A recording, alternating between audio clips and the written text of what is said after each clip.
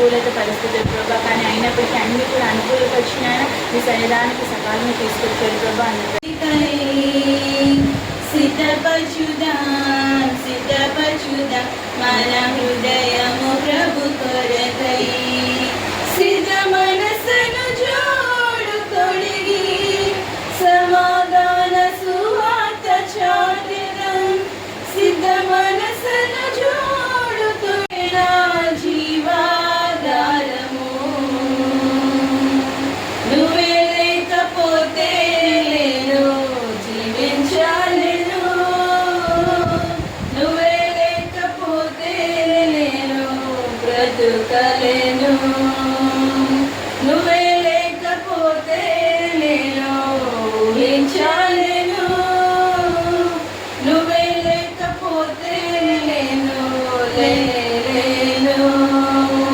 నేను విడచిన క్షణమే ఒక జ్ఞానమేది లేదు గాని నీ సేవ చేయు ఆశ ఉన్నది. నీవే నా జ్ఞానమణి, నీవే నా జ్ఞానమణి, నీ సేవ చేయవచ్చనయ్యా. నీ కృతజ్ఞతతో స్తుతింతు ఆయుష్కాలమంతా ప్రభుని, కృతజ్ఞతతో స్తుతింతు. మిమ్మును ముట్టినవాడు కంటి పాపను.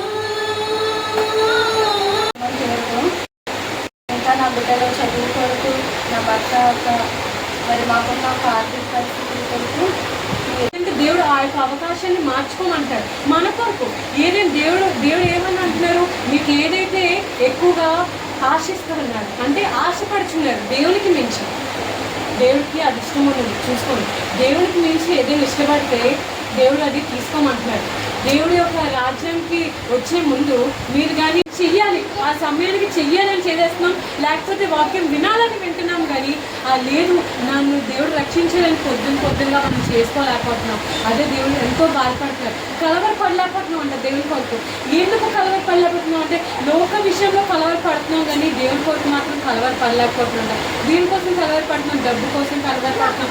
అయ్యో నాకు డబ్బు వచ్చి ఉంటే బాగుంది, ఒక 10,000 ఎక్స్ట్రా అయితే బాగుంది, మంచి ఇల్లు కట్టించుకుంటున్నాను కలవరపడుతున్నాం, లేకపోతే నాకు ఇది ఉంటే బాగున్నాను కలవరపడుతున్నాం, లేకపోతే నా కుటుంబాలు ఉంటే బాగున్నాను కలవరపడుతున్నాం, లేకపోతే నన్ను చూసిన వాళ్ళు అందరూ కూడా మెచ్చుకోవాలని కలవరపడుతున్నాం, లేకపోతే మన చుట్టూగా ఉన్న వాళ్ళు ఏంటంటే అమ్మో ఈ అమ్మాయి మంచిదని ఈమె కోసం ఆలోచించాలని కలవరపడుతూ ఆలోచన మనకి ఎక్కువైపోతుందంటే కానీ దేవుని విషయంలో